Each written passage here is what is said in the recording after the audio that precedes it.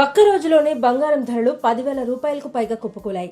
వెండైతే ఏకంగా 20,000 రూపాయలు పడిపోయింది. యుద్ధం జరుగుతున్నా కూడా బంగారం ఎందుకు ఇలా పడిపోతోంది? ఇప్పుడు కొనడం మంచిదా లేక ఇంకా వేచి చూడాలా?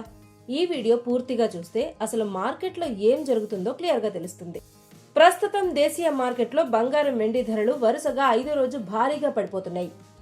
ఇరాన్, ఇజ్రాయెల్, అమెరికా మధ్య ఉద్రిక్త పరిస్థితులు ఉన్నప్పటికీ సాధారణంగా పెరగాల్సిన బంగారం ఈసారి తగ్గిపోవడం అందరినీ ఆశ్చర్యపరుస్తోంది.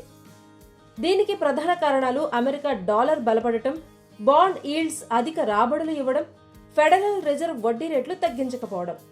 ఈ కారణాల వల్ల పెట్టుబడిదారులు బంగారం నుంచి బయటకు వచ్చి ఇతర ఆప్షన్స్ వైపు మొగ్గు చూపుతున్నారు. ఇప్పుడు హైదరాబాద్ మార్కెట్ విషయానికి వస్తే 24 క్యారెట్ల బంగారం 10 గ్రాములకు 10,320 వరకు పడిపోయింది. తులం ధర ప్రస్తుతం 1,35,650 రూపాయల వద్ద స్థిరపడింది. ఇక 22 క్యారెట్ల బంగారం కూడా 9,450 రూపాయలు తగ్గి 1,24,350 రూపాయల వద్ద ట్రేడ్ అవుతోంది. ఇక వెండి విషయానికి వస్తే ఒక రోజులోనే కిలోకు 20,000 రూపాయలు పడిపోయి ప్రస్తుతం 2,30,000 వద్ద కొనసాగుతోంది.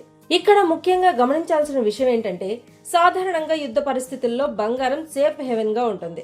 కానీ ఈసారి మార్కెట్ ట్రెండ్ పూర్తిగా రివర్స్ అయింది. డాలర్ బలపడటం వల్ల గోల్డ్ డిమాండ్ తగ్గింది. ఇన్వెస్టర్లు హై రిటర్న్స్ కోసం బాండ్స్ వైపు వెళ్తున్నారు. అంటే ఇది తాత్కాలిక పతనమా లేక ఇంకా పడిపోతుందా అన్నది మార్కెట్ పరిస్థితులపై ఆధారపడి ఉంటుంది. ప్రస్తుతం బంగారం ధరలు పడిపోవడం కొనుగోలుదారులకు ఒక మంచి అవకాశం అని చెప్పొచ్చు.